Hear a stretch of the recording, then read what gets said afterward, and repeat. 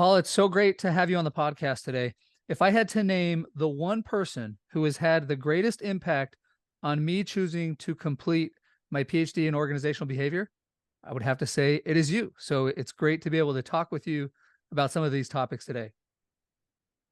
Well, it's a privilege for me to be here, and there's no question that from early on when I first met you, the love that you have for learning, applying, sharing, and improving is just so impressive. And we can get into that, but from the early days of what you learned, and then you just went out and applied it, and you've had a whole career of that. So it's a joy for me to watch your progression and to be invited to be in this prestigious podcast.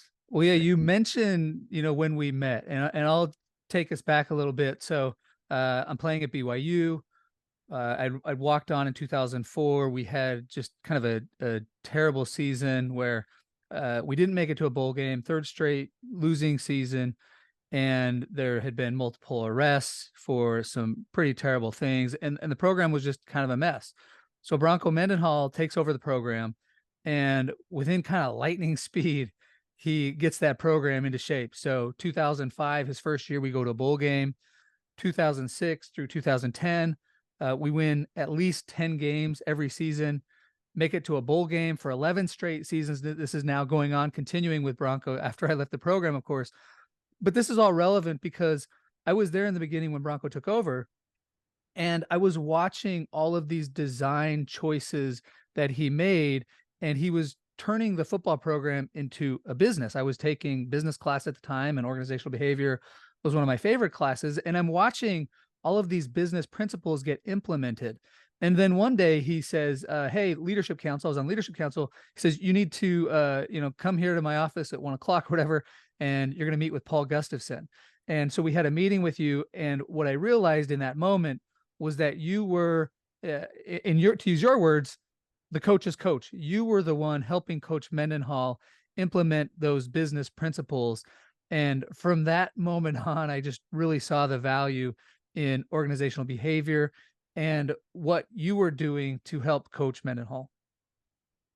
Well, and let me just sort of piggyback on that experience. When one of the great privileges in my life was I had the opportunity to walk on as a returned missionary to the BYU football team. I was the first one to walk on, make the team in letter under Lavelle Edwards, legendary coach, incredible person to learn from.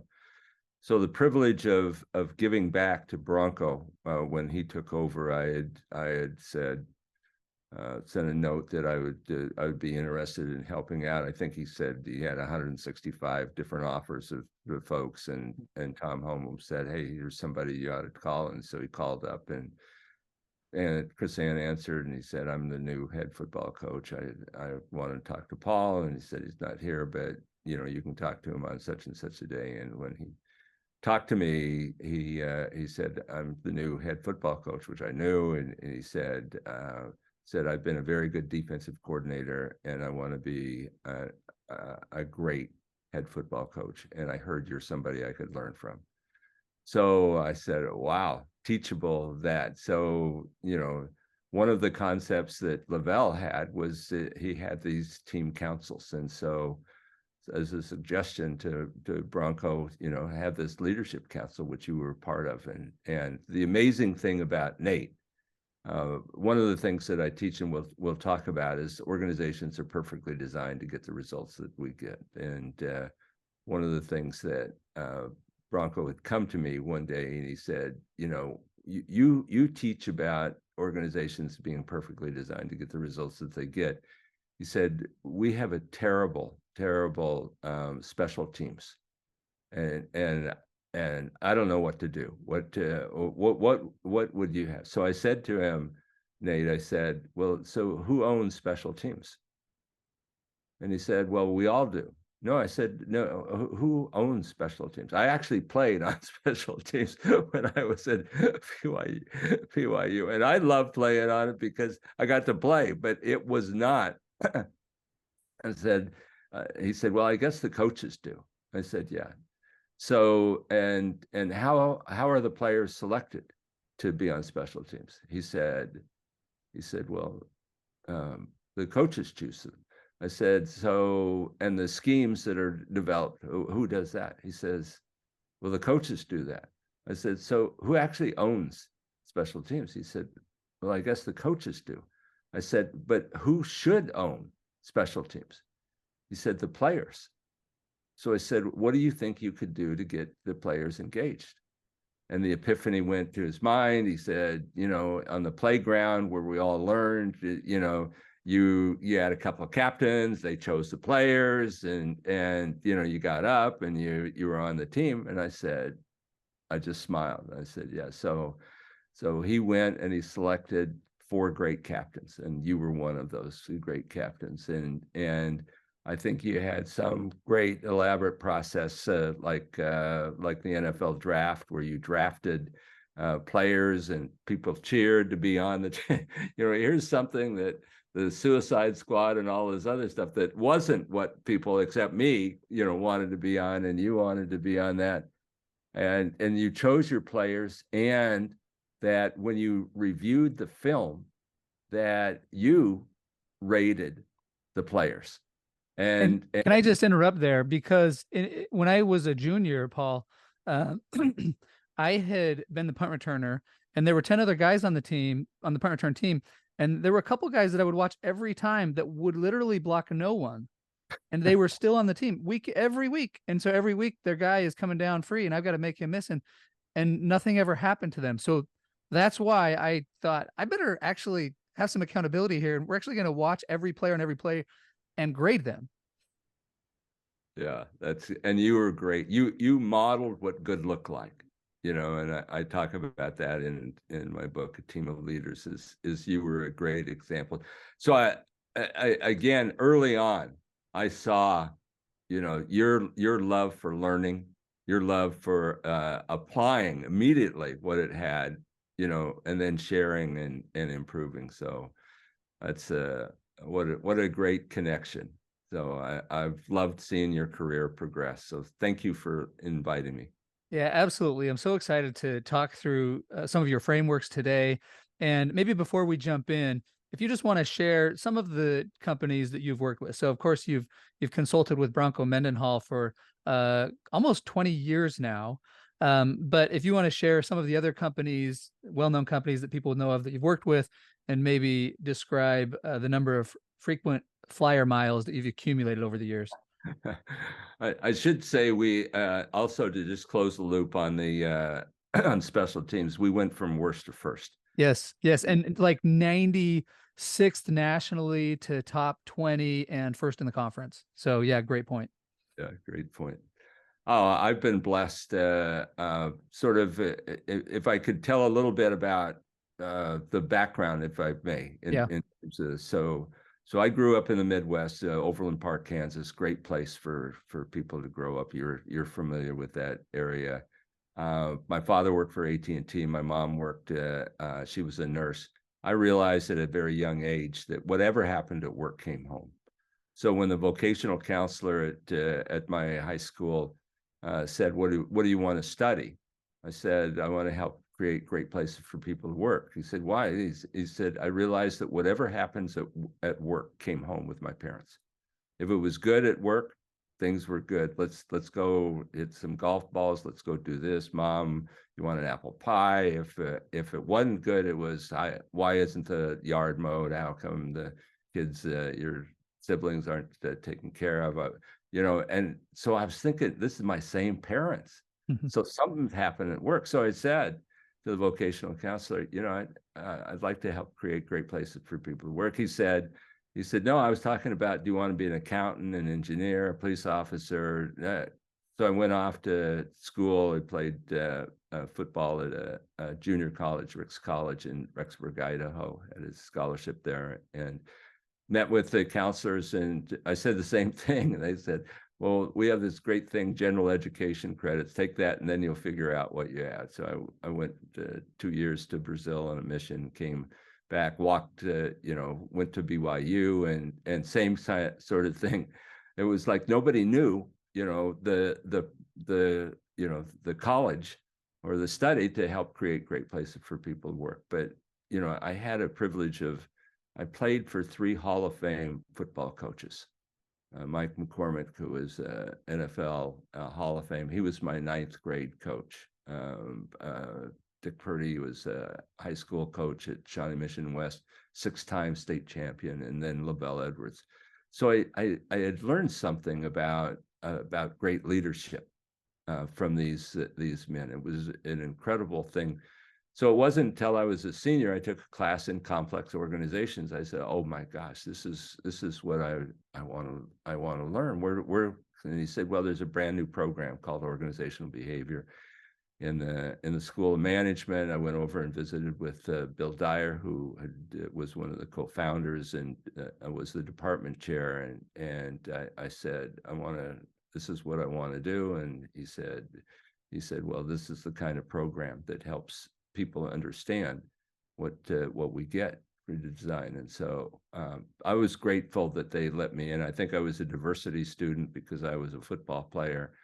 For the group that was selected to be in that program, I probably had the lowest GPA, although it was one of the highest on the football team, but that wasn't saying much back in those days. So I've been grateful ever since for that. So I spent 9 years inside organizations, energy companies, Standard Oil of Indiana, and then after 3 horrible winters in Chicago, my wife, who grew up in Hawaii, said,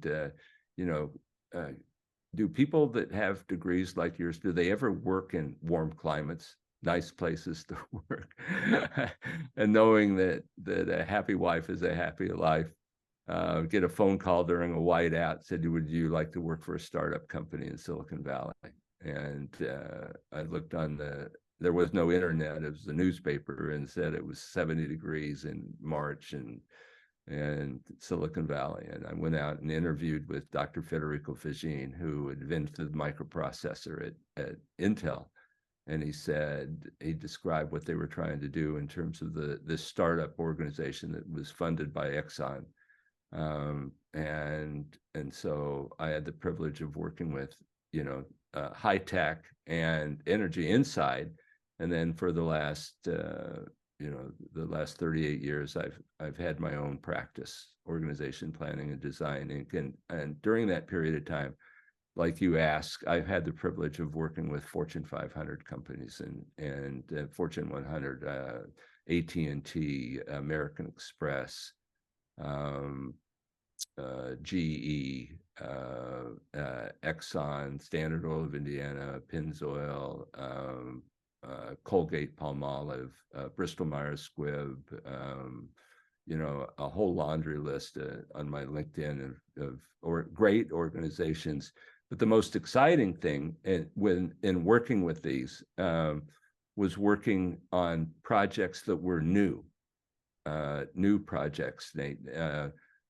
These big organizations wanting to do something, wanting to innovate in some way, and asking for help in terms of so how do we think about this? So I've had the privilege of working with over 70 fast growth organizations who go from a few to many, and both as part of large organizations and also private equity owned and invested. So I've been blessed with that. I have 13 million frequent flyer miles, 42 different countries I've worked in the world. I've worked in Australia on projects with BHP and others, Europe.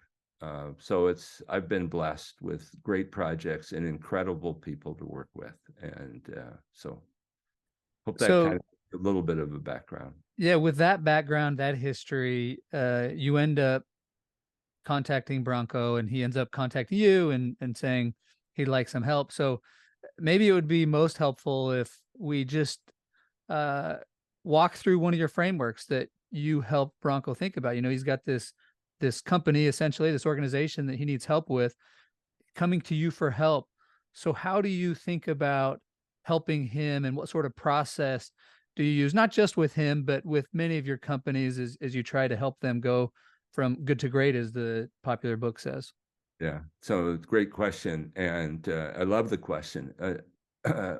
One of those people who had a huge influence on my life was Ned Herman. Ned Herman had worked at GE for many years, was responsible for their training and development of leaders at Crotonville, and he recognized that people who were in a workshop, some people would walk out of a workshop and say, "Boy, that was the greatest thing I ever heard," and other people would walk out of the workshop and say, "I just didn't get it." So he realized that, and this is the same information being presented in the same way, that there must be something going on in terms of the processing center in the brain in terms of this. And so he did some of the pioneering work that you're familiar with in terms of thinking about thinking and learning preferences in the 4 different quadrants of that.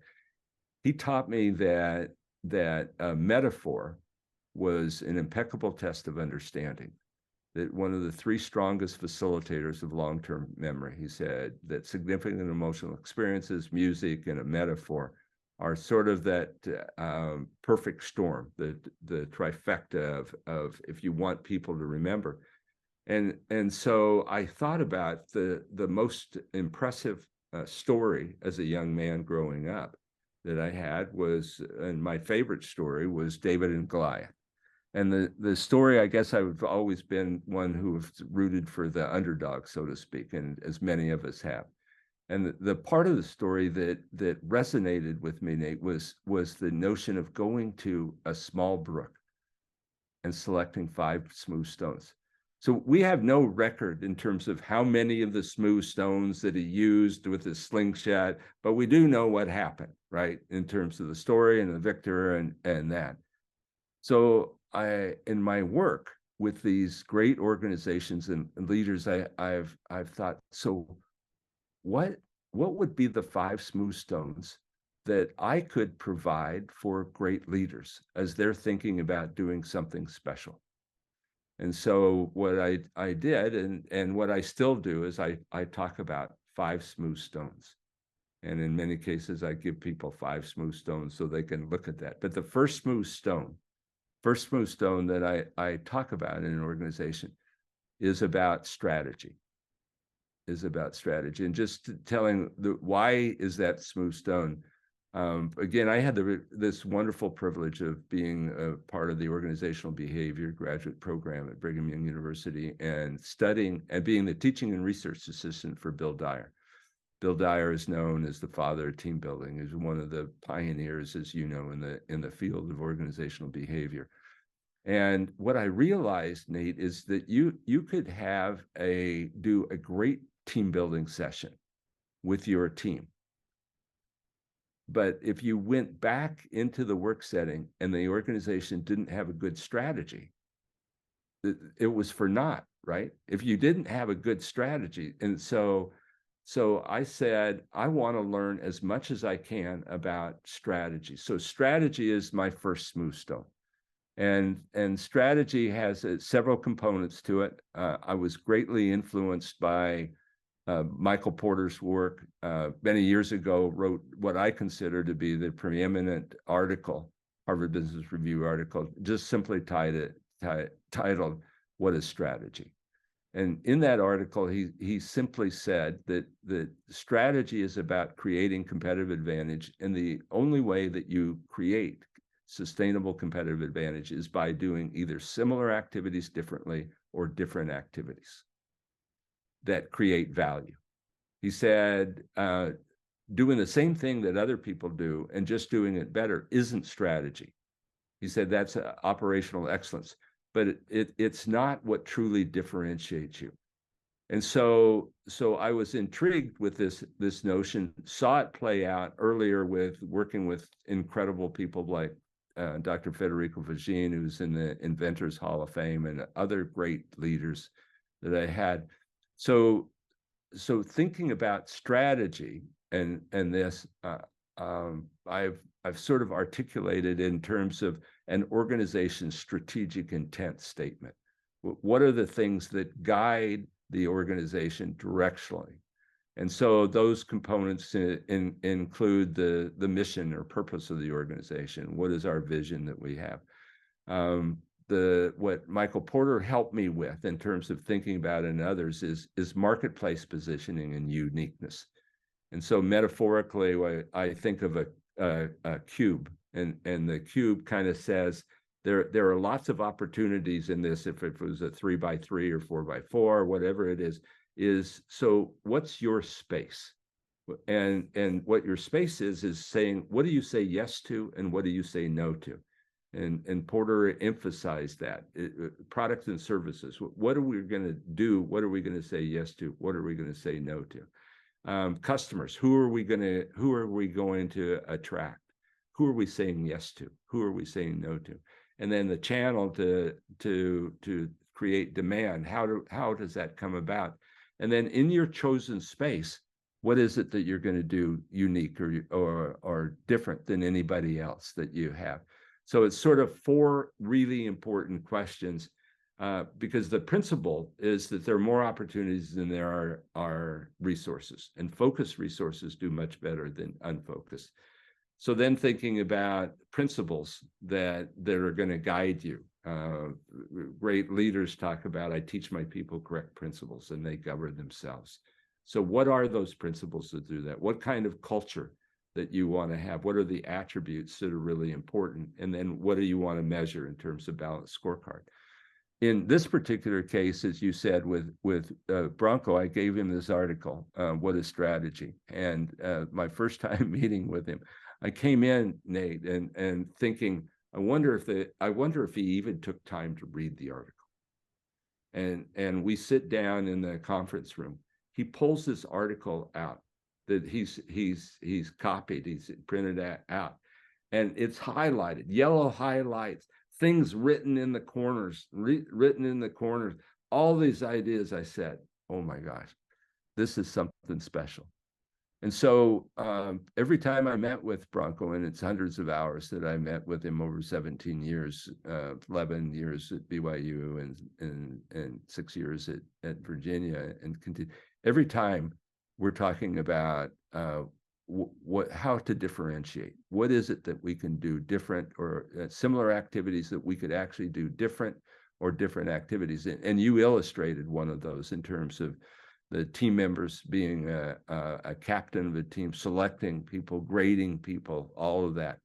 So I would really admonish, as I work with organizations over these 4 decades, is constantly thinking about how could we differentiate ourselves, not by doing the same thing better.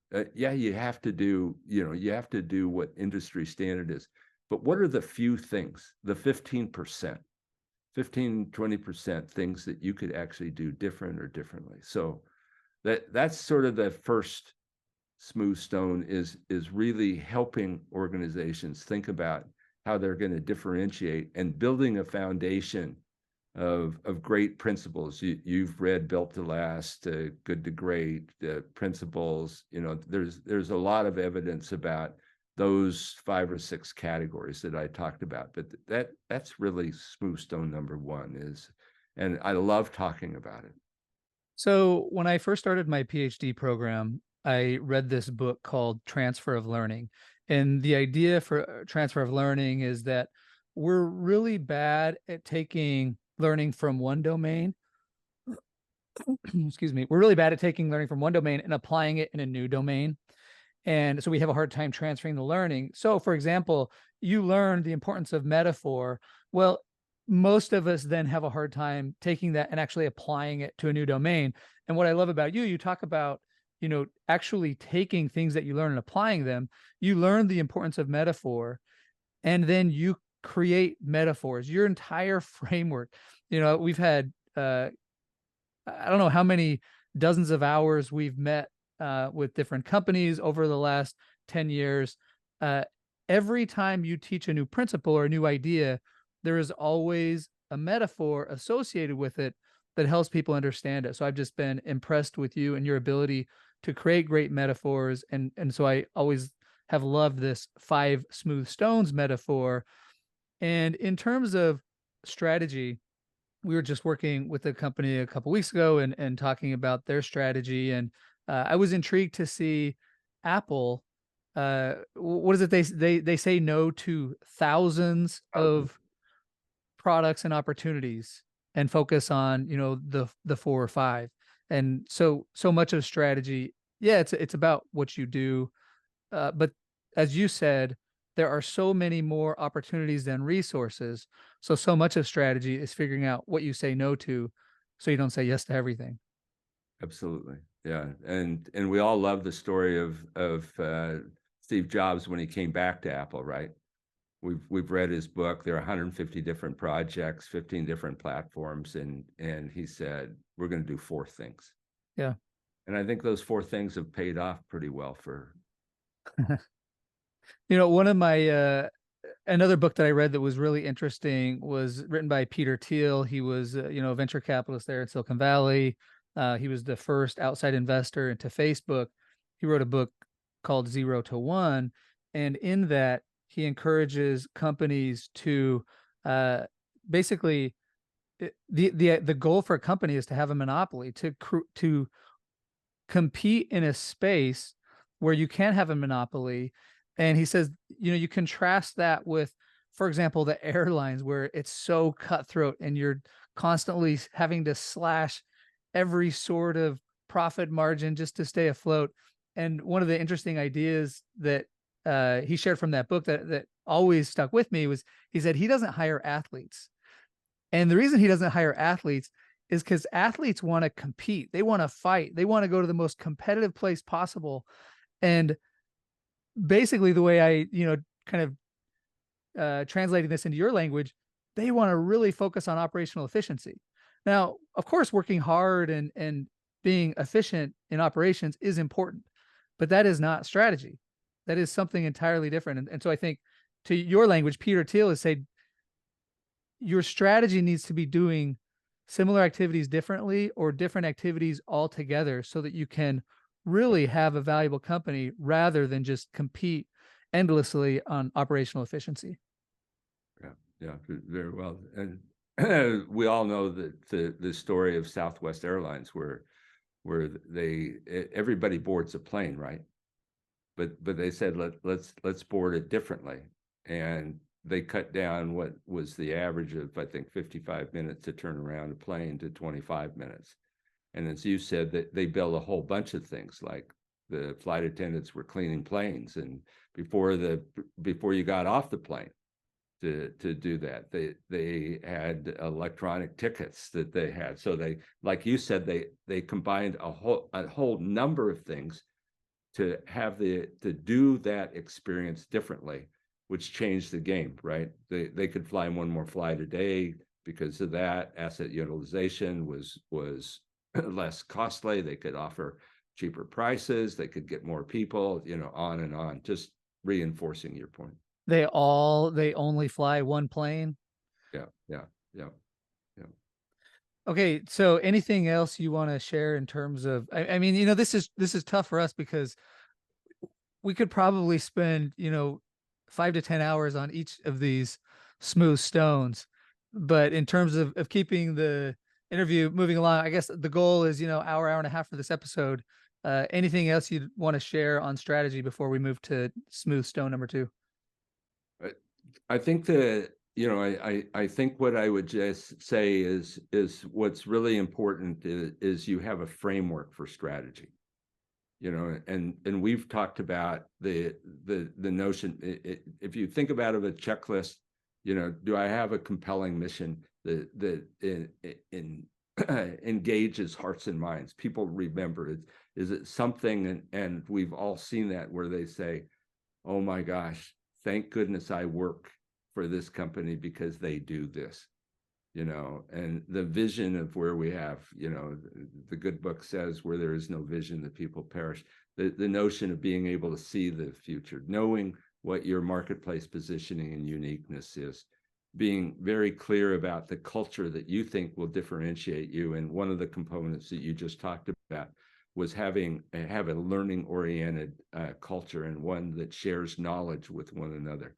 and then being crystal clear about the principles that will guide you.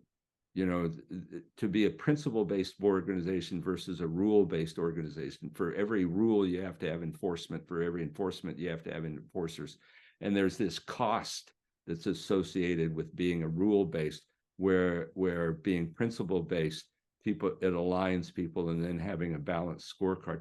If you know these are the components, and then you work with what you and I have been talking about in terms of, so what's the difference? What is it that we can do to differentiate, and how does all that align together? Oh my gosh, great things happen. So, And if I remember right, you spent how much time with Bronco on just strategy before you ever really kind of dove into the other smooth stones?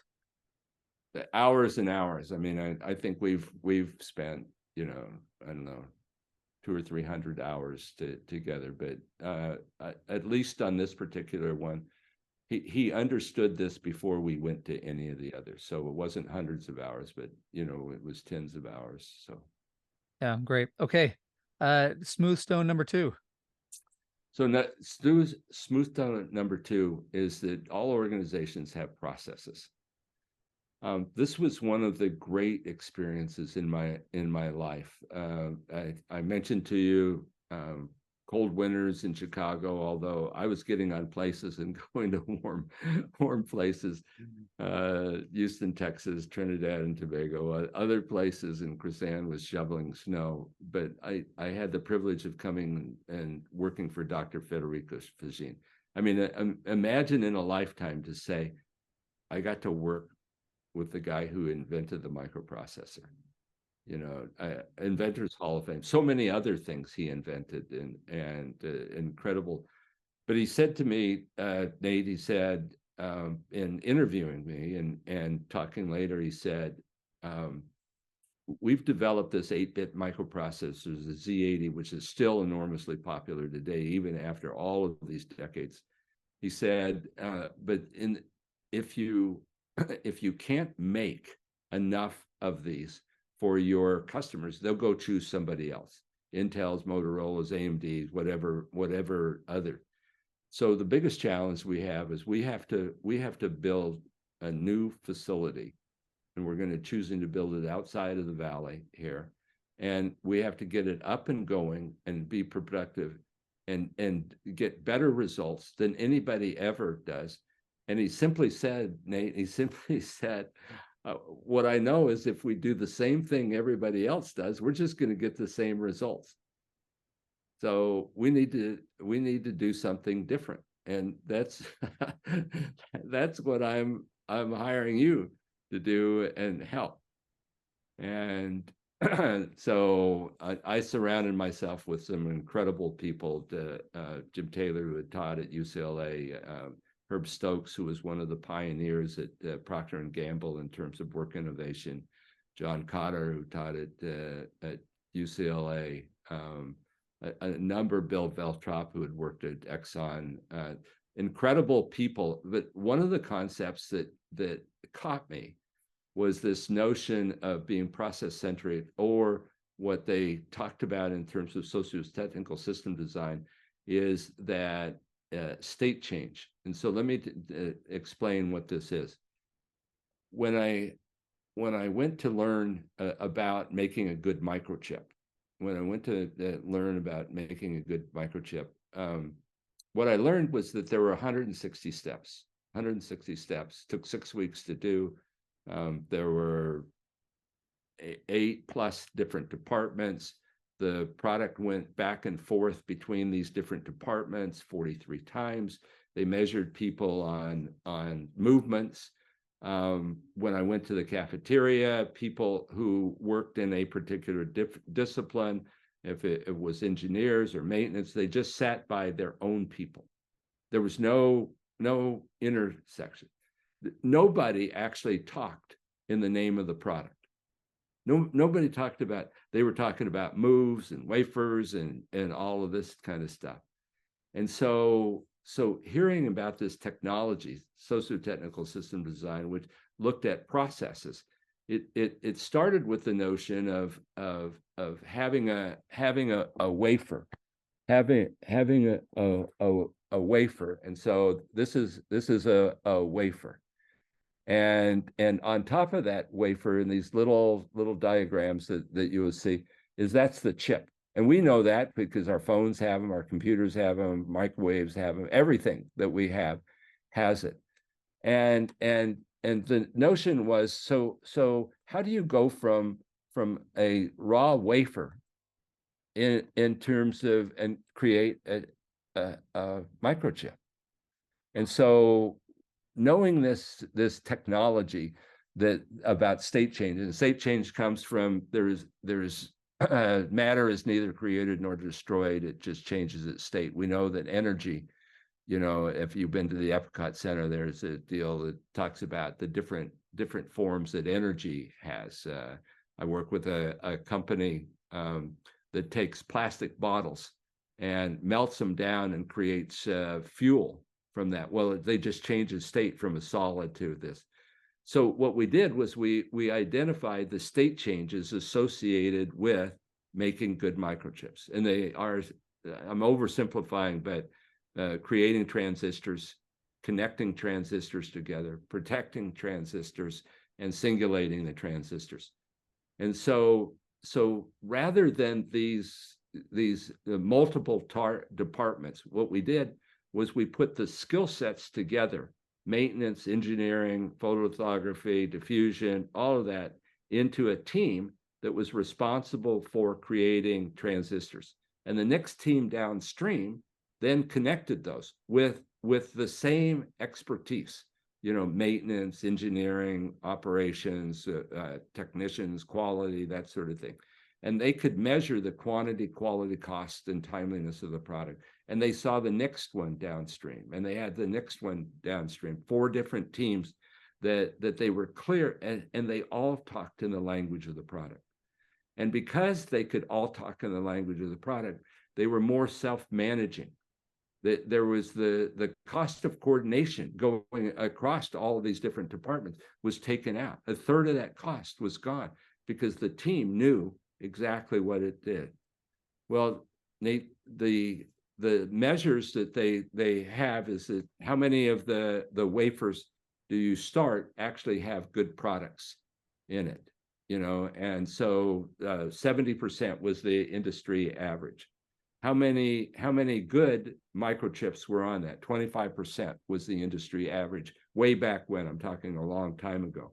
And turnover in the industry, as you can imagine, ranged between 55 and 100% turnover because people didn't connect. They went just to somewhere else for this.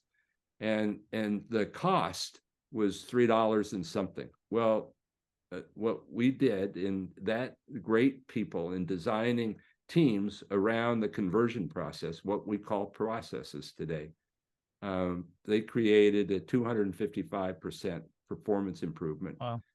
Same 160 steps, same pieces of equipment, just organizing people differently, but around the product. And so what I'm saying is the second smooth stone, which was an incredible learning, is to be process centric. Now, for those listening, they might say, well, what was the prominent? Well, the prominent was Frederick Taylor's notion that you could break work down into like a machine, right? And people, because they weren't reliable, they would be responsible for only a piece of this. And so it was a machine-like orientation that it has to now being a process centric. So this has just changed my, was just such an innovation to say that let's look at the processes. And for those processes, who owns those processes? So one of the great stories, if you don't mind, in terms of Bronco Mendenhall, when I worked with him, we identified 11 processes, which you're very familiar with in terms of football. There's the fall camp, and there's the special teams, and there's service projects, and if you remember your leadership council, what we did was we had individuals who were responsible for each one of those. Well, when I first met with Bronco and his coaches, and we were in the team room, and I put on the board, the 11 different processes, and I said, so who owns these? Silence. Silence. And Bronco said, well, I guess I do. Who owns this process? Silence. I guess it's, so they all worked in those processes, but nobody owned those. And if nobody owns it, the top guy owns it, right? So the notion simply is what are the processes that you have, and then and being able to define those processes in using the sort of the state change. State change in simple language is that if you have ice and you add heat to ice, it turns into water. If you have water and you add heat to it, it turns into steam. The simple analogy, again, you mentioned that I love having analogies or examples, is think of a bakery. Think of a bakery, somebody comes in as a wedding or something special, and they want to have something made. And so you convert the need into an order, state change. Now it's an order. You take the order and you do a procurement process, and you have raw ingredients. You take the raw ingredients, you mix it up, and you have batter. You take batter and you heat it, and it becomes a cake. You take a cake and you decorate it, and becomes a decorated cake. You take that decorated cake and you package it. You have a packaged cake. You take that and you deliver it. You have a delivered cake, and then you invoice and you receive payment and cash application. So any organization can be made up of processes. We just don't think that way.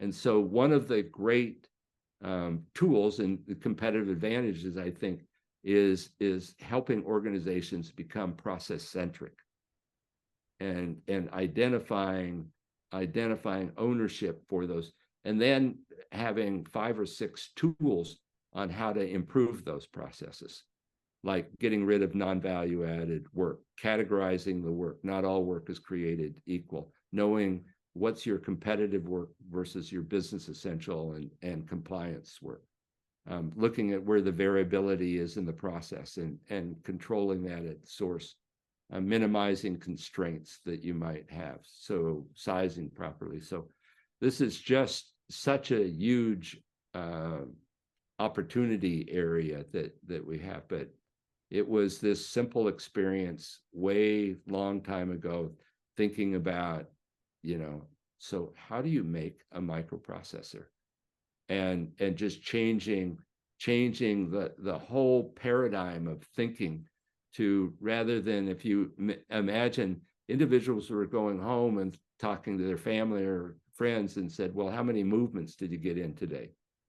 As opposed to that they went from 70% of the wafers having good products to 96%, from 25% being functional to 50%, to being a cost of $3.25 to $1 something. And turnover, Nate, went from 55+% to 6%. Incredible, and this is repeated over and over again in a variety of industries. So that's smooth stone number 2. Just it's a whole lot. It's a whole semester, or it could be a whole college degree on thinking about processes and improving processes. So I think it's so interesting you referenced Frederick Taylor, and he had a theory of work, and it was basically the assembly line, right? Where you just own your little tiny piece and you don't have ownership over the entire product. And that is not motivating, and it is not fulfilling. As you were describing processes, I had a memory that you'd done some work with the LDS Church, the Church of Jesus Christ of Latter-day Saints, in was it redesigning their temporal affairs, and was that work done around identifying processes and improving them? yeah, absolutely. One of the blessings of our life, Chris Ann and mine, is the opportunity to give back and be a church service missionary for the presiding bishopric and the human resource department.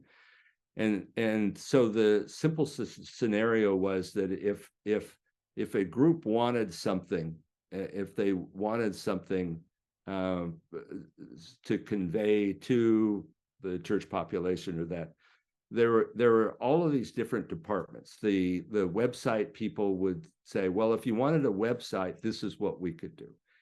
If you wanted an app, you would say, go to the app department. If you wanted a publication, you went to the publication department. If you wanted this, so if you wanted an event, you go to the event. If you wanted a film, you went to the film. And what the opportunity I had was to work with some incredible people to kind of say, how could we change that kind of experience to where if there was a client group, think of it a client group, and they said, this is our need, that there was a process where you could go through and you could say, so with all of these different offerings, how could we do that? And in what ways could it be integrated? If you do it at one time. So if you were going to make a film, how could that film be applied to an app or to a website or to a publication? So they created what Elder Holland said was the most significant change in the church organizationally in decades, is they created a publication services department. So it provided the services. So it was end to end with exactly what you said. What were the processes and what were the different expertises that were needed? So instead of going from department to department, there was a single process and a team aligned to help that. And amazing. And you can see it in websites and apps and all kinds of things. To me, it's a joy, because many of the people who were actually on that design team are now the leaders of these respective groups that are really process-centric in publication services. So it was, to me, a joy in giving back. And so whether you're a nonprofit, a faith-based, whether you're a startup, whether you're whoever you are, this is an incredible tool for accelerating performance. And how long were you working on that project, just to give us a sense for these timetables? So that project might have been a 6-month project. There's something really important, Nate, in terms of thinking about this. There was a piece of research that was done by one of my good friends. Was working with a McKinsey organization, and what they were interested in was to what extent did great strategies actually get implemented that they had. And to their surprise, what they found was 70% of the strategies that were researched never achieved the objective that they had or got. And so their notion was, well, why didn't these 70%? And they found that the primary reason wasn't some statistical piece of data that existed that they missed. The primary reason that they had was they never captured the hearts and minds of the people that needed to do it. So one of the very important aspects of design is how do you capture the hearts and minds of the people who actually are going to implement this?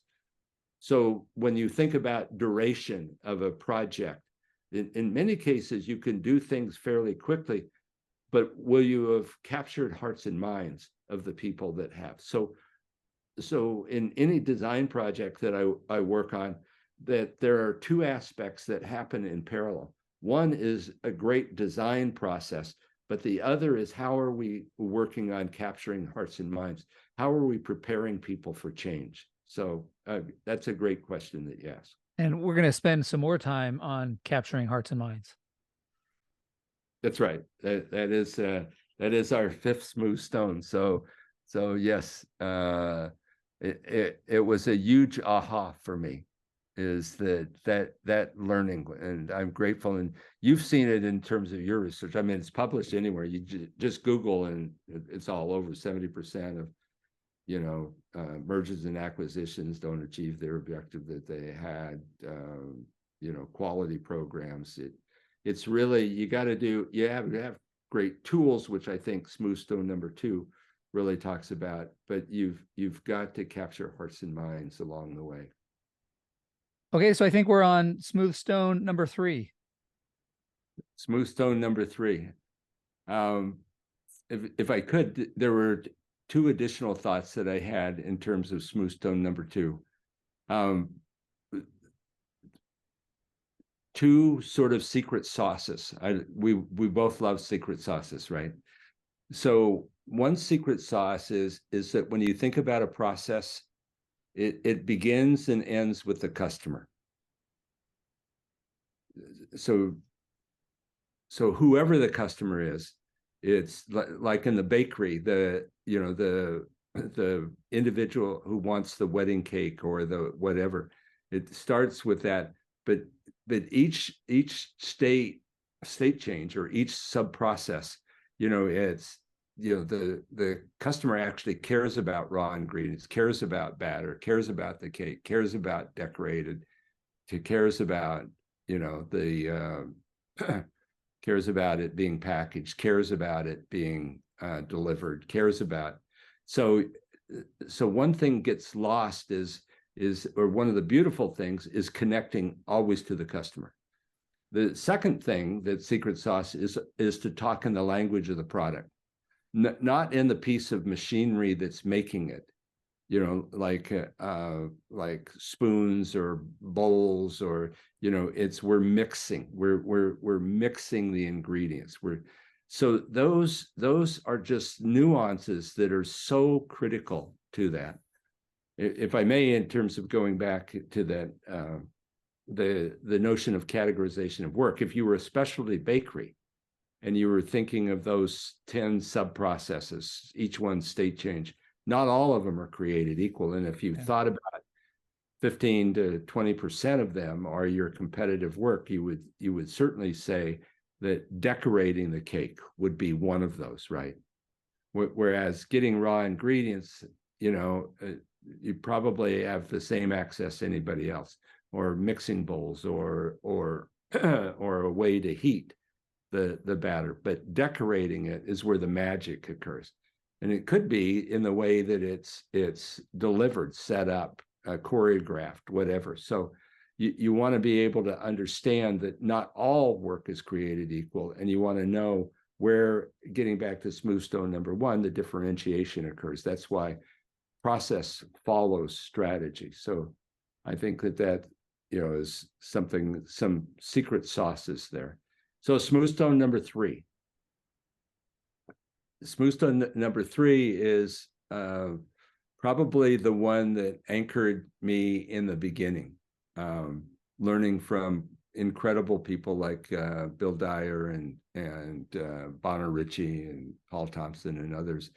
The notion of being perfectly designed to get the results that you get, and having a framework that helps you think that thing through. And I was fortunate early in my career to learn from Herb Stokes, who was one of the pioneers at Procter & Gamble in creating high performance teams. And what they had leveraged, Procter & Gamble, who was one of the leaders in this, they had leveraged some work that had done at Harvard by Dick Walton. And he was one of the early writers in our field. And he wrote a couple of articles, work innovations in the US, United States, and from control to commitment. So pioneering articles that said that the design choices that you make in an organization have an enormous impact on the culture that you have. We didn't use the C word. We talked about behaviors and attitudes and things like that, but it's really the culture, and kind of framed that At the same time, there was an incredible professor that was at Wharton, later went to USC, Jay Galbraith, and he wrote one of the early books on organization design. And he delineated, 6 or 7 specific types of design choices, like information systems and people systems and that. And we added to that and came up with a framework, which we refer to as the organizational systems design model, which is a framework that has 4 components to it. It has a component that says, so what's happening in your external environment?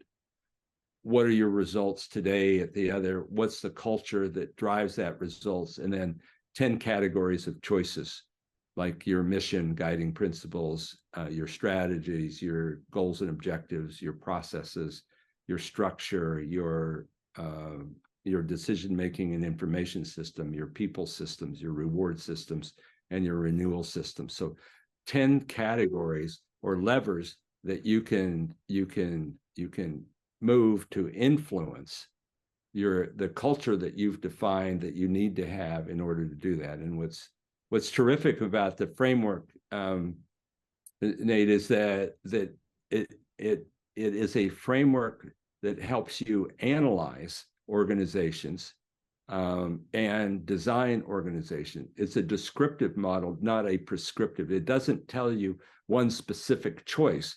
It says, here's the category of choices that you have. So how's this play out in organizations?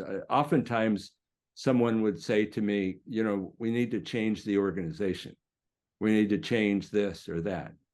And so the methodology and approach that we use is organizational form, design choices that we have, follow process, which follows strategy. So what you want to do is you want to nail your strategy down first. And we talked about those strategic intent statements and what they consist of, particularly the marketplace positioning and uniqueness. And then what processes then align with that strategy. So for example, if you were in Apple, you would be emphasizing as your competitive work, the product development, right? The innovation around that. Whereas if you were Walmart, you would be thinking about your supply chain, right? If you were Nike, you would be thinking about your demand creation. So those are critical processes to what their defined strategy is. Well, now we're talking about organizational form. Organizational form are the elements of this organizational systems design model, the OSD model, that there are 10 categories of choices that you as an architect and a designer of an organization have at your purvey to really think about how they would influence or drive the kind of culture that you believe will and create great net promoter scores, great financial results, great operational results, great engagement. So Smoothstone number 3 is really about these organizational design choices and reinforcing we get what we designed for. And it's an incredible tool for both analysis. How are we today, which we might refer to as current state, but we all might look at in terms of future state. Where do we want to be? And it's just a great tool and such a rich area for people to think about here. So yeah, this is one that I think about a lot. So I've really tried to embrace this idea of organizations are perfectly designed to get the results that they get. So if you want different results, you've got to think about changing the design. So often, people just think like, oh, it's a motivation issue. People are lazy. I just need to talk to them. I just need to hold them accountable. Well, what about the overall design? What is your mission? What's your strategy? What guiding principles do you have in place? And just as a simple example of this, when I was on the football team at BYU, the special teams, as we talked about, were struggling. Well, one of the design choices for special teams is if you were selected to a special team, you had to show up to practice 20 minutes early. So guess what? Now it's like a punishment. Showing up to special teams is a punishment because you got to show up early. So I specifically remember talking to coach, we're trying to change the design and trying to improve special teams. I said, coach, it's a punishment to be on special teams. What if we move the regular meetings early and then special teams is later so that you're there anyway? So you might as well be in special teams meeting rather than having to show up early. So a simple design change that, yeah, that wasn't the ultimate, that didn't take us from 100th to, 20th nationally, but it was a small thing that helped. So how do we change the special teams? How do we improve performance? Well, we change the design. We don't just, think about, oh, we're just going to give a pep talk and motivate people. We're going to change the entire design of the system. Yeah, great example. Great example. One of my other favorite pictures that I have of yours is the picture of the mechanical arm. So the mechanical arms in roads that block traffic. You could think of mechanical arm for a train, and you have this picture that I love where it's just like this one lane road and there's a mechanical arm there, and maybe you could describe the picture from there. It looks like you know what I'm talking about. Yeah, it's a great picture. It has a mechanical arm that limits the traffic on this particular street, and so the picture shows that to either side of the road, there's a grassy area, and there happens to be snow on the grassy area, and it shows that there are tire marks going around the particular gate that existed there. So people weren't paying attention to the gate. So one would argue it was perfectly designed to get the results that they were getting. Yeah, there's no barrier there, right? Like if there's a mechanical arm and a wall on either side, then you have to wait for the mechanical arm. But if there's no barrier, of course, you've designed the system where people are just going to go around it. I teach business ethics, and so one of the things I do when I give exams is I say, okay, everybody spread out as far as you can away from each other, because we know that if people are close together, they're going to be more likely to look on somebody's paper. So we're designing a system for cheating. If you're Wells Fargo and most customers at your bank have 2 or 3 products with you, and you come up with this great idea that everybody needs to have 8 products, and you develop and adopt the slogan of 8 is great, and you push the managers to make sure that every customer at your bank has 8 products, well, what's going to happen? You've designed a system where even though the customers don't need 8 products, some customers only need 2 or 3 products, checking account, credit card, savings account. If you're forcing your managers to create 8 products for each customer, what are they going to do? Well, they're going to create, in many cases, out of thin air, 8 products, and you've created this huge financial fraud at Wells Fargo that makes them liable for billions of dollars because they designed a system that organization was perfectly designed to get the results that it got. Yeah, that's great. That is a great example. Let me talk about, there are these 10 categories of choices, right? And we could spend a whole semester or more talking about, every one of them. But let me share a couple of secret sauces here in terms of, so one of the elements I talked about is structure, how you organize people around, in an organization. And what I mentioned before is organizational form follows process, right?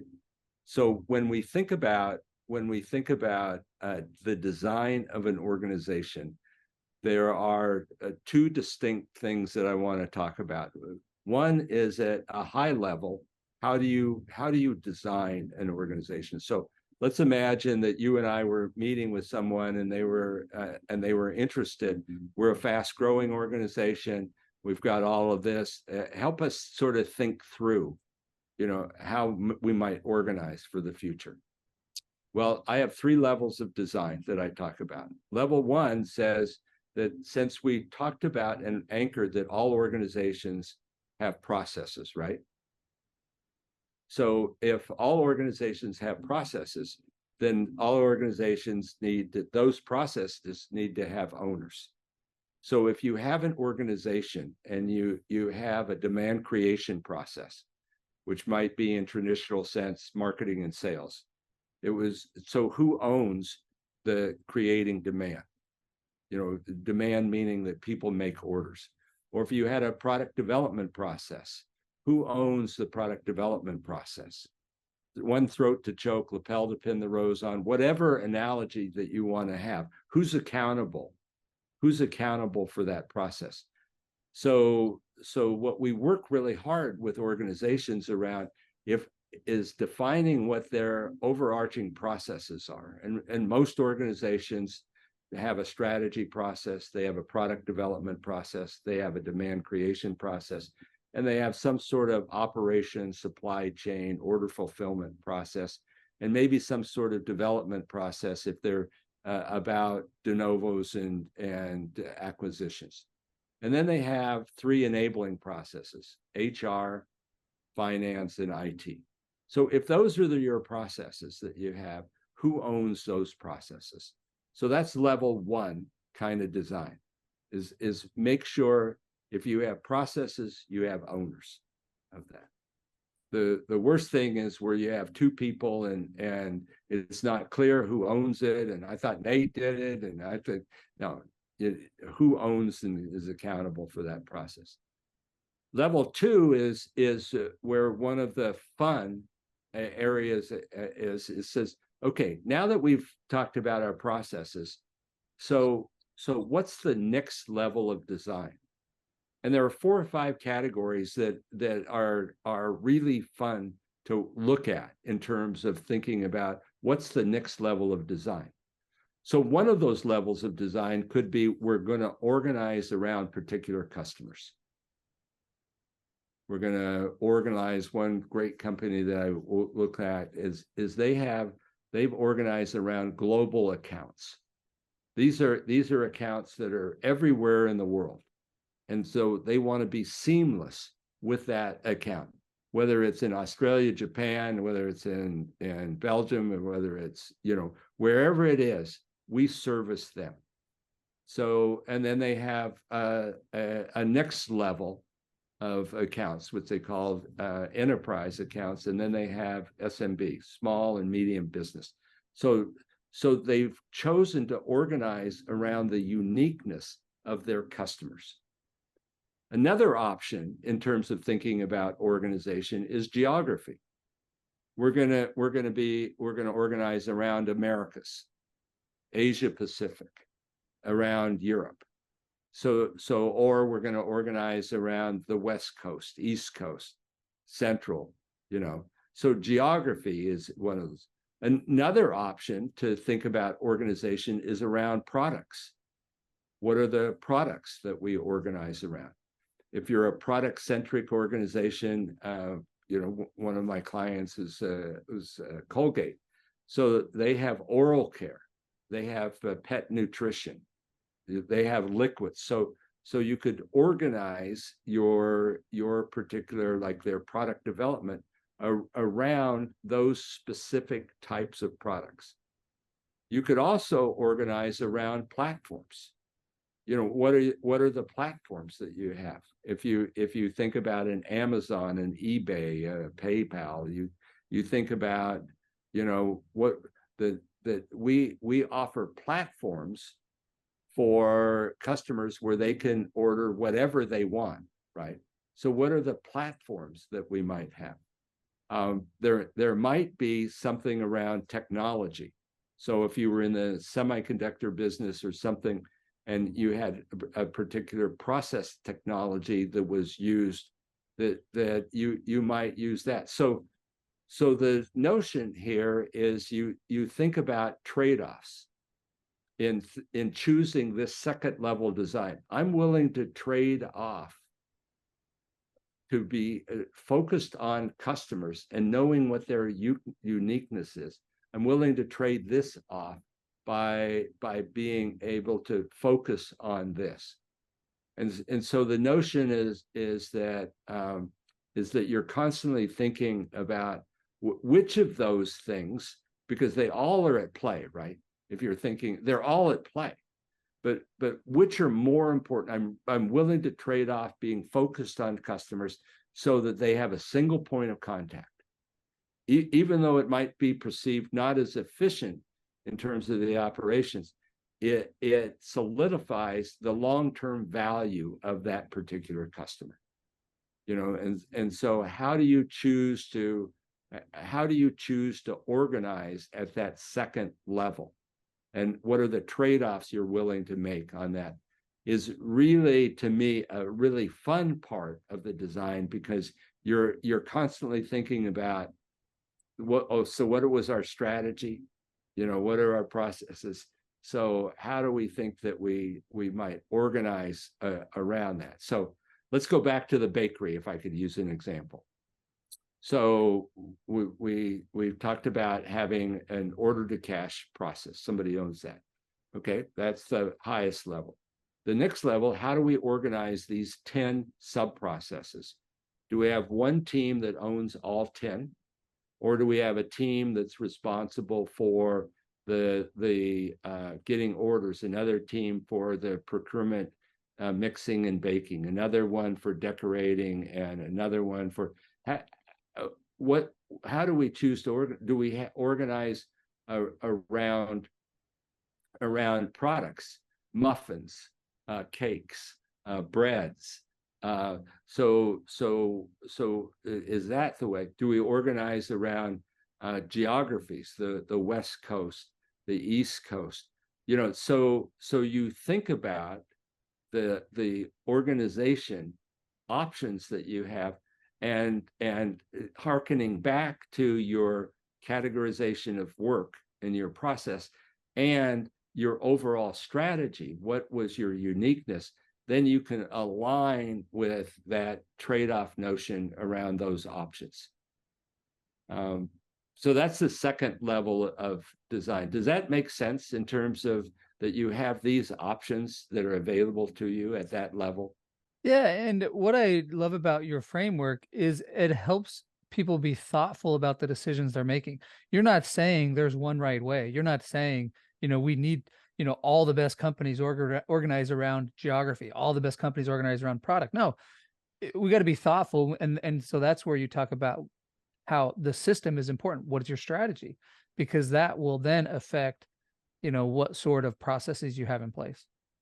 Yeah, absolutely. So there is a third level of design, which will lead us into our discussion on smooth stone number 4. But the third level of design goes back to one of the early principles that I learned in graduate school. And Lawrence and Lorsch at Harvard wrote an article, or wrote actually a book and several articles on saying, in terms of design, and this is in the early days of thinking about design, as they said, what do you choose to differentiate on? And once you've chosen to differentiate on that, how do you choose to integrate? What are the things that you choose to integrate on? So let's say that we were working with an automobile company, and the automobile company had a number of different branded cars. They might have a minivan, they might have a Jeep, they might have a sedan, they might have, a luxury car. Let's imagine that they said, that we have these brands that we have. Well, using the Lawrence and Lorsch notion of integration, you would say, are there some things, though, with these brands that ought to be similar? Should they have a similar battery? Should they have a similar music machine? Should they have a similar drivetrain? Should they have similar wheels? Should they have? And so when you think of that, if you said, well, it would be too costly to have a different drivetrain for every different brand that we have. It'd be too costly to have a battery or the sound machine that we have, or that just doesn't make sense. These are business essential kind of things. So the notion that we think about there is is on those things where there ought to be some sort of integration. What if you use communities of practice to share knowledge across those different brands?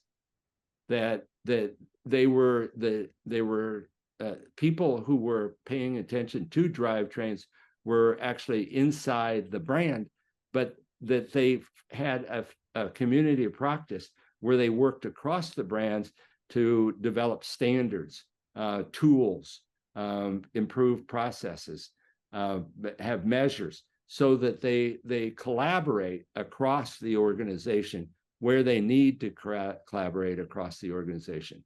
So communities of practice are such a powerful tool to facilitate knowledge diffusion. So again, what I'm hopeful that I'm highlighting here is that when you think about the structure piece of the organizational design elements, there are 3 levels of design.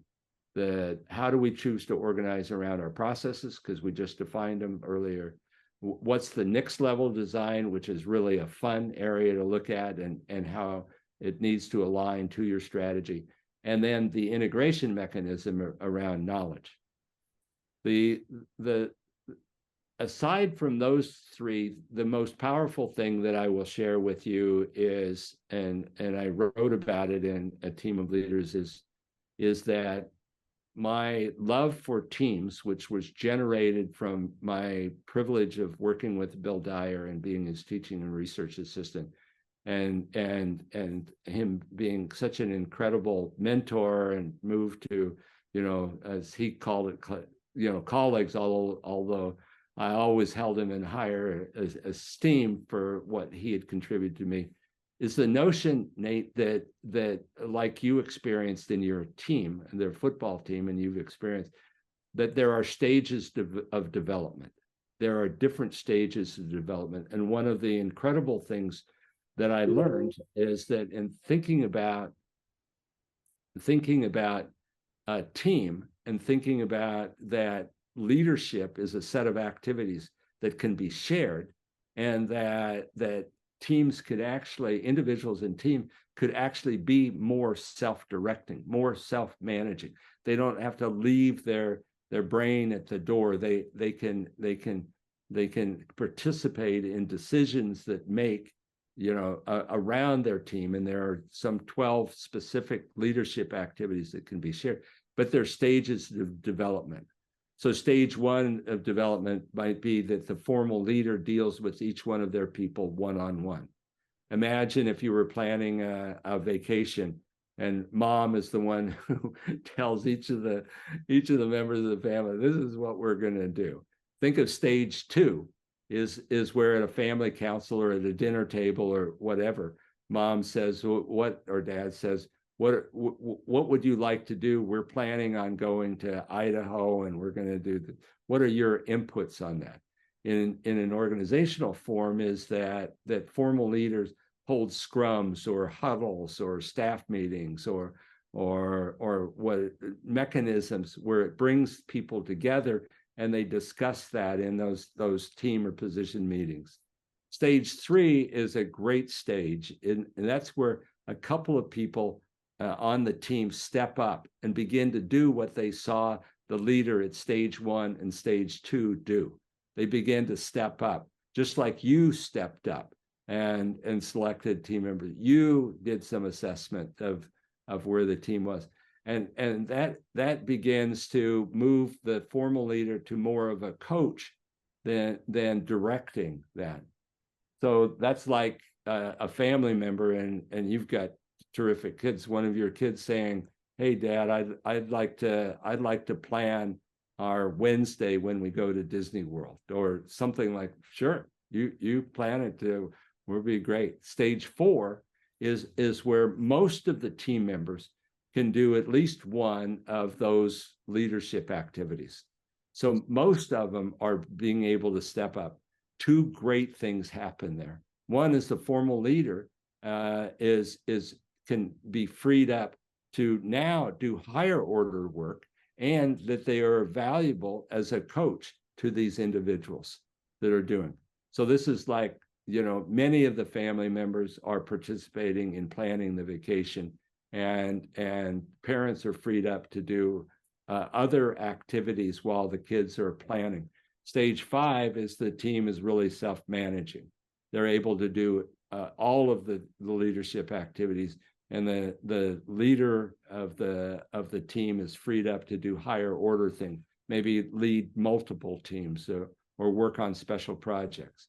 In this particular case, mom and dad enjoy the kids having great plans together. And so my experience, and you probably saw this on the football team, is that a team can be at different stages of development.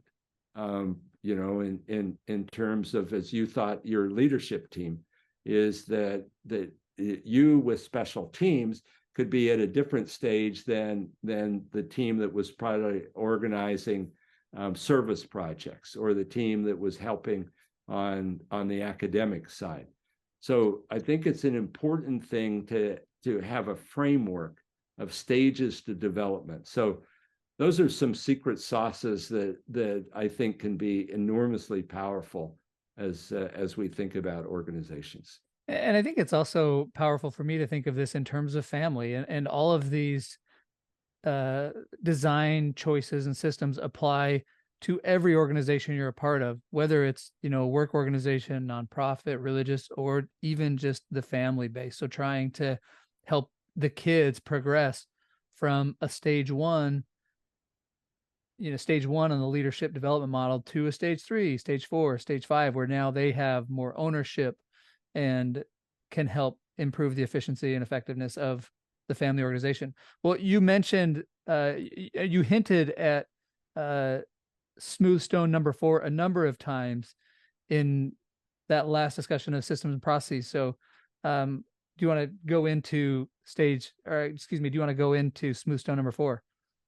Yeah, I would love to. So I shared the personal story that I worked for Standard Oil of Indiana, sold under the Amoco brand, merged with BP many years later. But and that was such a great experience. But understanding the great principle that a happy wife is a happy life, and could you do what you do in a warmer climate, and having the incredible experience of meeting Dr. Federico Fagin and having the privilege of working with him at Zilog.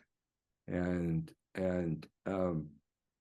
there was a fundamental difference, and you lived in Silicon Valley, so you felt this when you were here.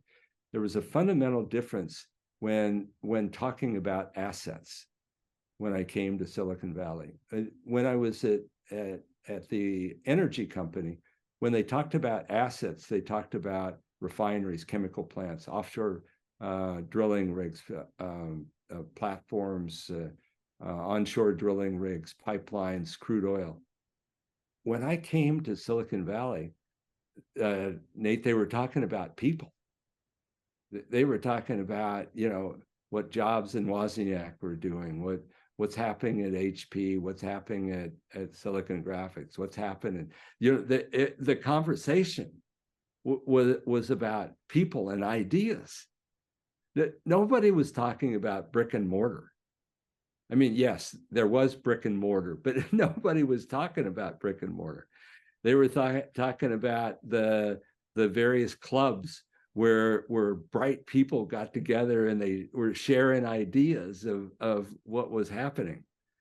It was, and I'm sure you experienced that at Stanford being here. It was just so different, the conversation that had.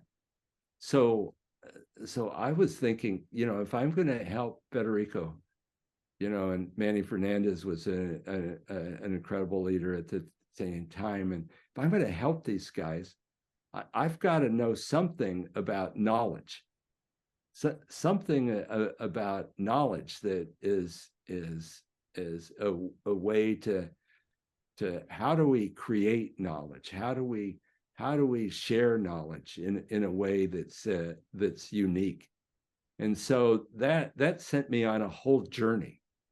I referred to earlier Ned Herman, who had done this pioneering work at GE on the brain and how people learn. And he formed a company, Herman International, and thinking about the how people learn and process information. Because I began to think, if knowledge sharing, as you referred to earlier, is the purest source of competitive advantage, because I could clearly see that happening here. And my friend Dave Ulrich, who you know, and who's done amazing work in human resources, one day he shared with me, when he was doing some work with us and with one of the companies in the Valley here, he shared with me a little equation. And the little equation had sort of D times D. D times D was discovery, and the other D was diffusion. And he said, if you measured how good is an organization at discovering ideas, and had a 10-point scale, 10 being high, 1 being low, and how good are they at diffusion, that is sharing and applying knowledge across organizational boundaries. He said, most companies, and I've done this hundreds of times with clients, said, how good are you at discovery? Oh yeah, we're pretty good at that. We might be a 7, working on an 8. When I say, how good are you at sharing the knowledge across organizational boundaries? You know, Colgate at one time had 57 different plants. You know, National Semiconductor, who I worked with, had 25 different plants, or some large number of plants. If you said, if something was learned in Scotland, to what extent did that get shared with Malacca, you know, Malaysia? It just doesn't happen. It just didn't happen. And we began to say, so if you were a 7 on discovery, and you were you were a 1 or on diffusion, which one are you going to work on? Well, if you worked on the discovery and got it up to 8, you improve a little bit. But what if you went from a 1 to a 2? Or a 1 to a 3?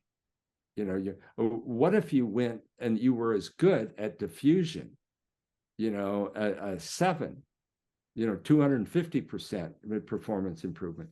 So what it became was a great tool to share, particularly to engineers, you know, in terms of thinking about knowledge capability.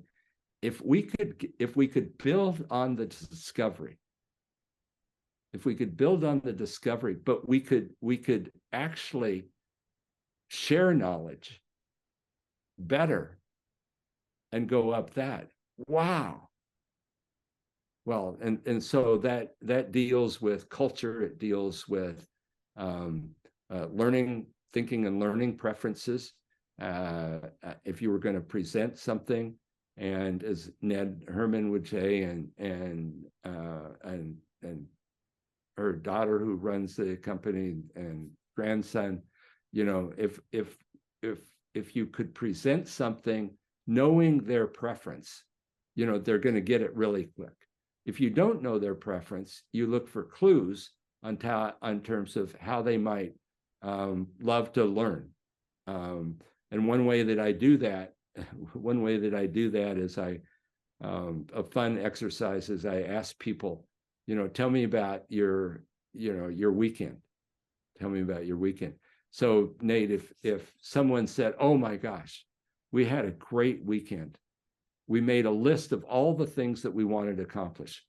We time sequenced them. Then we prioritized them. We allocated them out to the family members. Periodically during the week, we reviewed how we were doing. That's tells you about the thinking and learning preference of one. But what if the person said, oh my gosh, we had a great weekend. We invited friends and family members. We asked them to bring their favorite ethnic dish. We sat around, we talked story, we did Pictionary, we did some karaoke. It was such a bonding experience. Do you talk to those two people the same way? Yeah, no. Or what if somebody said, oh my gosh, we had an incredible weekend. We got Groupons, which were 50% off on theater tickets. We had some Outback Steakhouse cards that had money on them. We probably saved $100 this weekend, different. Or what if somebody said, we got up really early in the morning and we went up to the top of Mount Umunhum and we watched the sun come up, and oh my gosh, it was so spectacular seeing the lights there. So we all have preferences in terms of how we process information. So what if we knew what those what those preferences are, or we had clues, or if we didn't have clues, then could we present things in what they talk about in a whole brain way? Meaning that if we're about competing on knowledge, then why shouldn't we target the messaging that we have to thinking and learning preferences that people have? If you're giving a talk, can you talk in all four? Can you have some facts? Can you have some steps? Can you tell some riveting stories? Can you use a metaphor to help, or a picture or something that you have? So that's an aspect of it. But I think that the fundamental thing that a great friend of mine, Bill Snyder, partnered with Etienne Wagner, and they wrote the pioneering article in Harvard Business Review on communities of practice, and also a book on communities of practice, which they said have been around for forever. Not the books, but the concept of midwives helping one another in the birthing of children, the knowledge sharing that's happening.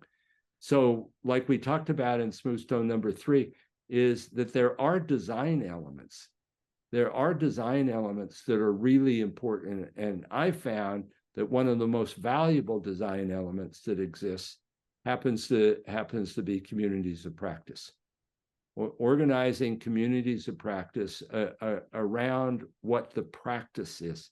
So if you have team members in a team, but they are doing maintenance work on the team.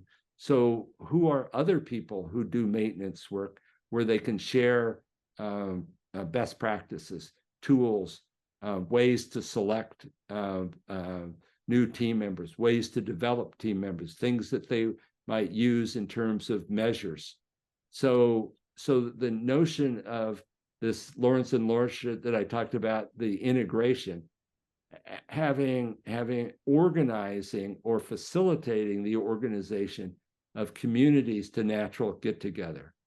Now, fortunately, today we have technology that is so incredible.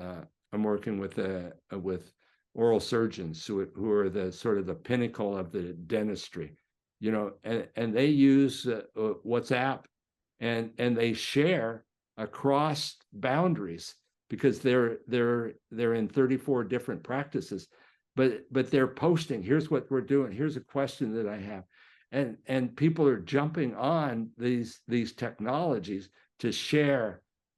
And this wasn't what it was like in Kansas when I was. Yeah, I think this is the ability to discover and diffuse knowledge. To you, like you say, knowledge is the purest form of competitive advantage. That's one of your smooth stones.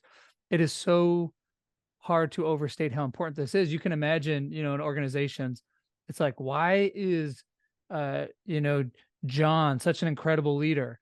And the response oftentimes is, John's just different. Well, what is it about Stacy that, why is Stacy just number one in the company in sales and retention and satisfaction? Because Stacy just works really hard. And so just even thinking about one of the projects we've worked on, we get the question, what are these top managers doing different?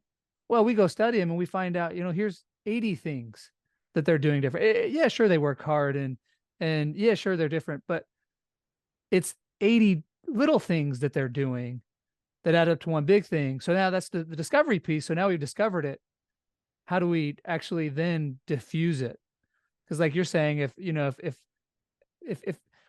if our learning ability in diffusion is, we're an 8 at discovery and a 1 on diffusion, we multiply those together, that's 8.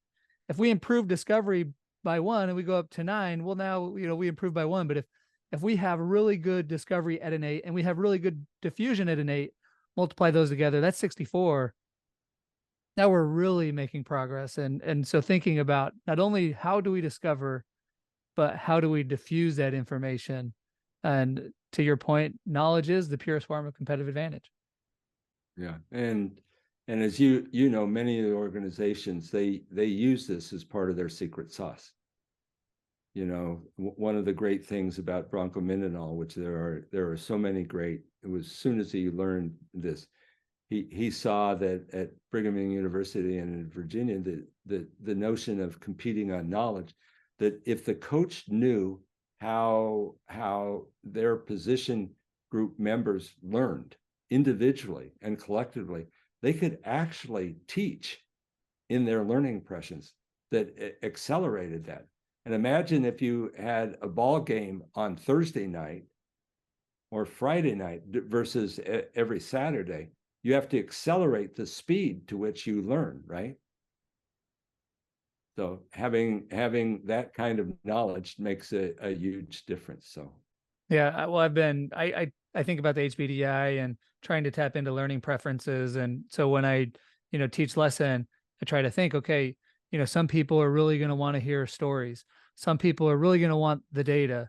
Some people, they're going to want the steps and routines. And so trying to think about all these different preferences and then presenting information that includes all of these aspects, I found it to be much more effective than just trying to focus on one. Yeah, I'm so grateful to the Herman people and the great family that they have, Ann and Miriam and all of the people for that influence. It's something that I use every single day. Okay, should we transition to the fifth and final smooth stone? Fifth and final, I shared the information earlier about the epiphany that came from 70% of strategies, change projects, mergers and acquisitions, all of this never achieved the objective that they had. And the perplexity of thinking about the millions and billions of dollars that have been spent on strategies and change projects and quality programs and all of that, and thinking about, so why was that? And as I shared, the research said it wasn't that they missed some factoid. It wasn't that they missed some fact that was associated with it, or they didn't find this. It was about hearts and minds. And I can remember my early experience at Standard Oil of Indiana, and when they had consultants come in, they would come in and they'd package, a beautiful package. They'd give it to the senior officer or whatever, and they would put it on the credenza, and I would think, well, whatever happened about that? And the top leaders were happy to, but the real issue was, was implementation, right? Capturing hearts and minds. So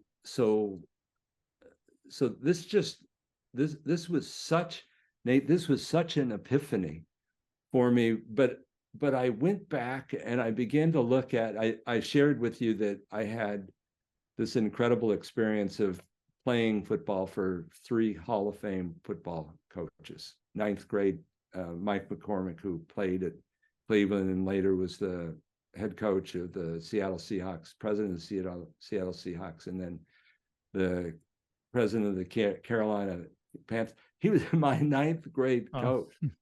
Yeah, Dick Birdie, who was 6-time state champion.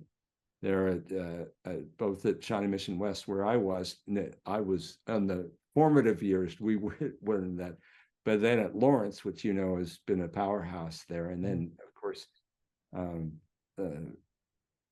Lavelle Edwards, and I think about what Lavelle did in his style, of capturing hearts and minds. He said that he selected. I did a project in graduate school that he selected his coaches, the best coaches that he could.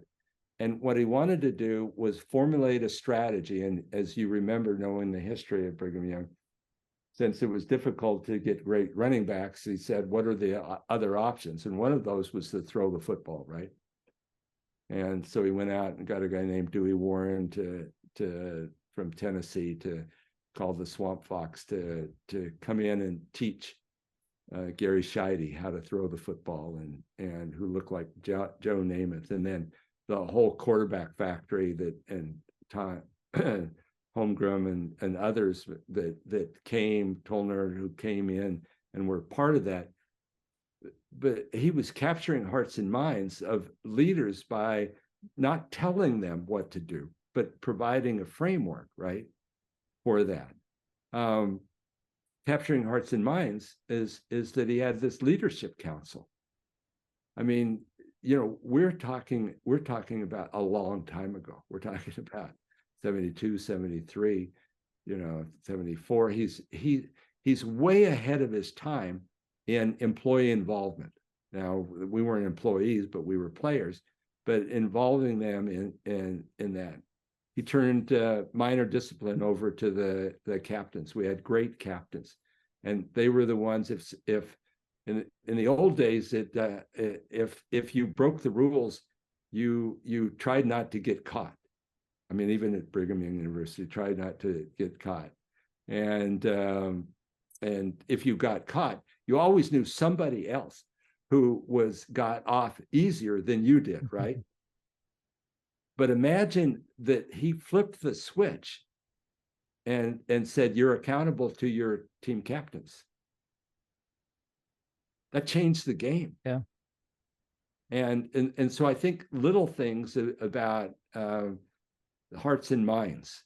How is it that we ignite hearts and minds? We in one change project that we used the beat writers kind of notion of getting the pulse of the organization. We actually formed a prepare for change team. So parallel to the design work that we talked about, we had a prepare for change team who were out amongst their peers, getting the pulse. What are you hearing? What do you need to know? What are you doing that? That using whole brain graphics and metaphors and analogies. We used the in search of the great design, using kind of the Indiana Jones kind of notion that we had. So we thought about thinking of a calendar and a calendar, thinking about all of the aspects that meetings and events that are going on, and how could we connect those activities. I worked on an incredible project with Hallmark. They're not far from you, and they said, we have all this intellectual property here, and how could we use that to transform? So they took the IT department, which was an order taker, to one who sat at the table and present, here's how we could use technology to do that. And so part of that was they took a calendar and identified the different dates where natural events were going to occur, and how could they plug into that. We did the same thing at NASA when they were looking at how do they improve communication after the second disaster of the space shuttle. How can we improve communication up and down? And we worked on developing a whole communication plan of what are all of the events and who owns those, and how can we utilize that, and making sure that the communication of what we need people to know is actually happening. So a whole design process of trying to ignite hearts and minds of involving people in the process, where they had I worked with Mars years ago, really fun project that they had. What happened with Mars is they began to lose market share. There happened to be an alien movie. You might, it was early in your life, I'm sure. E.T. E.T. Well, if you remember, E.T. Left on a way for people he could find the path, was Reese's Pieces. Well, the ET folks had gone to Mars and said, you know, how would you like to do that? And they said, well, we're really not into those kind of films and that sort of thing. So Reese's Pieces exploded, actually exploded, because all these kids, ET wants to phone home, get this. And so they said, we need to change our whole strategy. We need to go from big bars and running long runs of the same candy bar to bite size. You know the bite size now today, which you have to change the equipment. You have to change all of this stuff. Well, what they did was they got their employees together, and one of the projects was in Chicago, 600 people, and they had people go into different corners, and they shared, here's what's happening with the Reese's, here's what's happening with technology, here's what's happening. And at the end, they said, we want you, there was butcher paper on the walls, Nate, and they said, we want you to draw pictures of what you think need to change. And so they did. And then as each group did this, they said, well, this is what the group before you did. And this is what the group before you did. And so it began to captivate hearts and minds. You know, in a faith-based calling that I had, I was working with 180 terrific young people, young adults. And so I had to make collages of what it would be like to be part of this organization. You know, it was a way to ignite hearts and minds with collages and cutouts. And today we would use computers, right, and pull different things. But hearts and minds is so critical to success. It's just, and it's such a fun area to work on.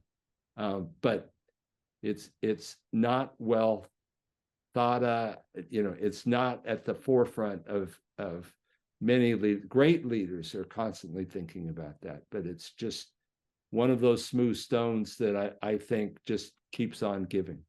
So you've talked about, you know, the three facilitators of long-term memory: music, metaphor, significant emotional experience. And so Bronco thought a lot about this, Bronco Mendenhall, when he was trying to redesign the program. And so, you know, we had a race to the top of Y Mountain. And, you know, that's a significant emotional experience because it was so difficult. And then he, you know, used the metaphor when we get to the top of, you know, what's the view like from the top compared to the bottom. He took us up the Rock Canyon, and he had us storyboard or write, I guess, brainstorm all of the things that was wrong, all the things that were wrong with the program. And, you know, it takes an hour, and then we read them off and throw them in the fire and burn them. And then we write, you know, what do we want to change about the program? So these are all geared towards capturing hearts and minds. And it was incredible to see him do that and totally get the hearts of the minds of the players. Redesign the office space using visual management. So when we first moved into the new building, all the walls were white, and they were white for a year. And then Bronco came in, and with your help talking about visual management, we had all the murals and the NFL walls and the great plays of past games and great players. And that, again, just all capturing hearts and minds. Yeah, that's now I think I remember who the first person to reach the top of the Y was. Didn't they, isn't that, Oh, and let me tell you, one of my greatest accomplishments was racing to the top of the Y, and I had Aaron Gordon right behind me.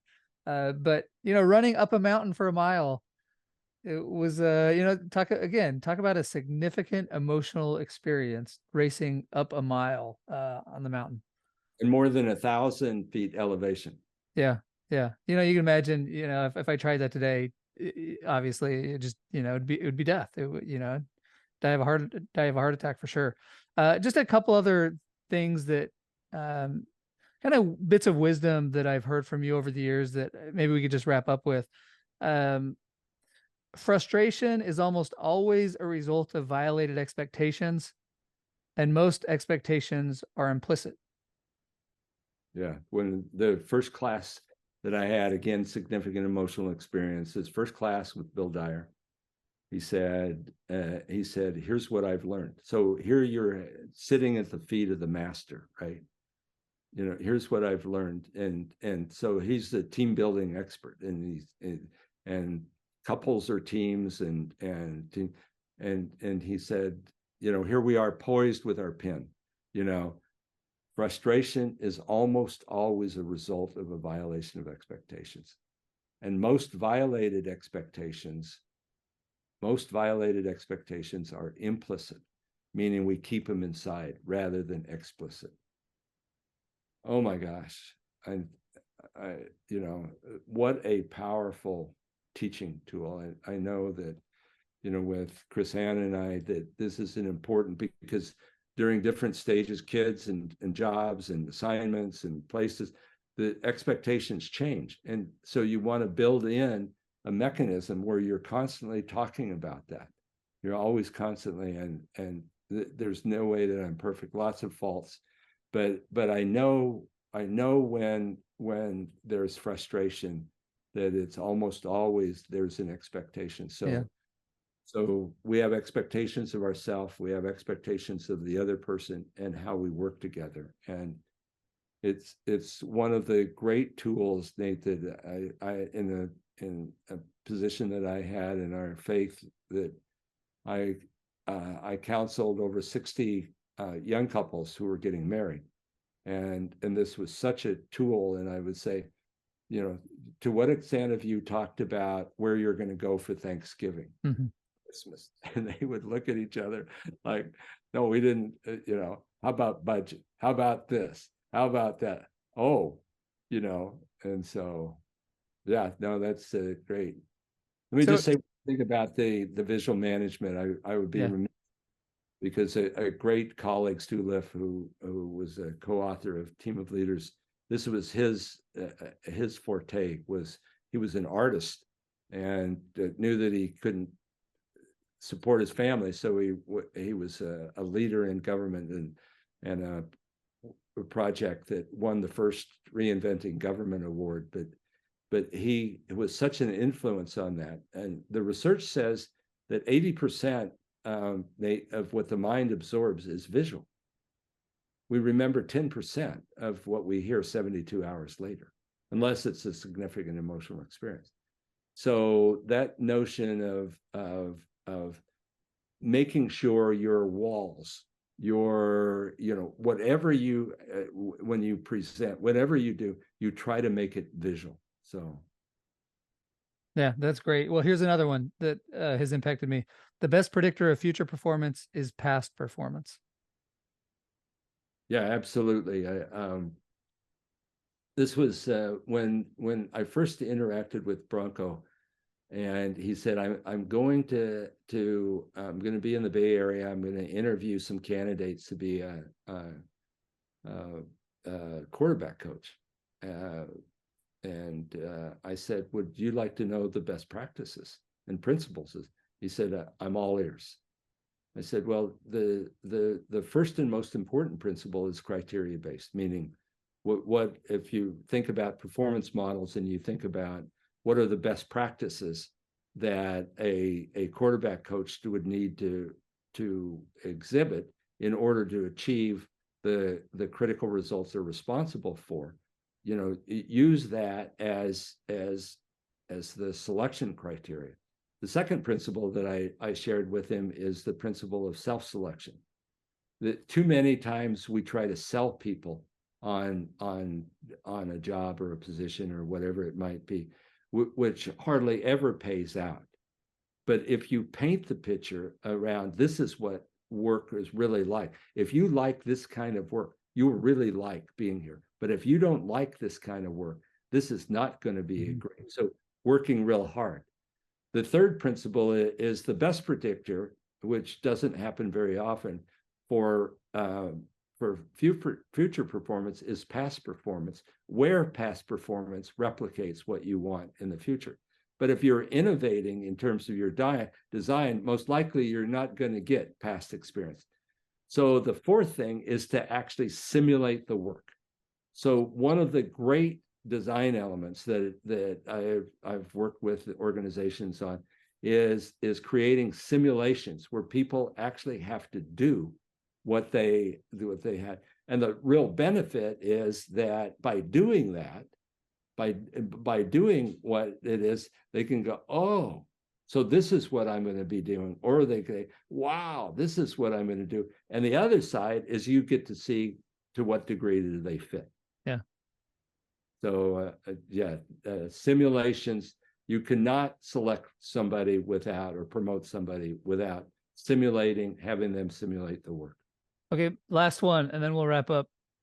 It's more important to manage our energy than our time. People only bring so much energy into a work setting. And so being able to manage that, both from, if you think of you're a leader and you're working with a team or with the individuals, or you're looking at yourself, what you want to do is say, what are the things that create the positive energy, and what can we do to accentuate that positive energy in terms of their behavior. There was a great Psychology Today article many years ago that said people who come into the office either come in with positive energy or negative energy. And what you want to do is you want the people who have negative energy, you want to flip that, because they're bringing energy in. You just don't want it to be negative. So you want to put design elements in place to help take that same energy. And oftentimes the use of metaphors and analogies and stories is a great way to do it. But I think that the notion of managing energy, individual energy, was certainly a great thing that I went to a place in Florida, and I think Bronco did also, where there was a whole technology around being in touch with your own energy and knowing that just like in hitting a baseball, that you have to store the energy and then release the energy. There needs to be storing energy activities that you do on a regular basis. So whatever those things that work for you, and in managing your energy with the notion of the positivity is an important aspect. One of the great studies on that University of Washington did on marriages that stick said that their research indicated that couples who used the we rather than I and saw each other through rose-colored glasses, and that the glass was always half full, had the greatest propensity to stay together, and those who did the opposite, were not so successful. So I think the positivity of energy and how you build on that, through compliments and rather than criticisms, not that we don't address improvements, but make sure that we are managing our own energy and the positivity energy of the teams and individuals that we work with. So I was talking literally last night with my family about that research from University of Washington, and the happy couples, well, the unhappy couples, they track, the positive to negative interactions, and it was 1-to-1 in the unhappy couples, and in the happy couples it was 5 positive for every 1 negative. So you might think 1-to-1 is not too bad, but certainly the positive energy matters a lot. Well, Paul, you've given me a lot of your time. Anything else you want to say as we wrap up? So I'm grateful. I have a lot of gratitude for the many people that, from my parents to having great coaches to incredible professors to great colleagues that I learned to with great great leaders, through my many different companies that I've had the privilege of working with, that I've been able to learn with them and to be blessed with knowledge about 5 areas, which I call smooth stones, that really do make a difference. And I'm just so grateful for being able to sort of, my why is to help create great places for people to work, because I know that they take it home with them, and they take it to their PTAs, and they take it to their soccer teams, and they take it to their faith-based organizations, and that by applying these smooth stones, we create great places for people to work, and that helps create a much better family, neighborhood, city, community. So I'm grateful, and I'm grateful to you for the privilege that I've had to see your progress over the years. I mean, I'm delighted that in some small way I've had an influence on you, because you're doing incredible work. Well, I appreciate it, and you've had a big influence on me. I'm just so grateful we could talk today, that you could share your decades of experience working with hundreds of organizations, the millions of miles you've traveled, the thousands of hotels you've stayed at, all to collect this information, which, I do believe, and as you say, knowledge is the purest form of competitive advantage. I'm so grateful that you're able to share with us. Paul, you were the Marriott School of Management's William G. Dyer Distinguished Alumni Award winner a long time ago. That was 20 years ago that you won that award.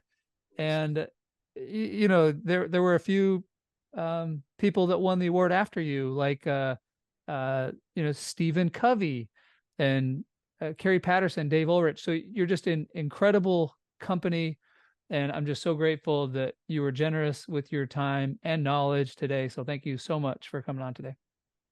Well, it's just part of giving back, I think, So thank you.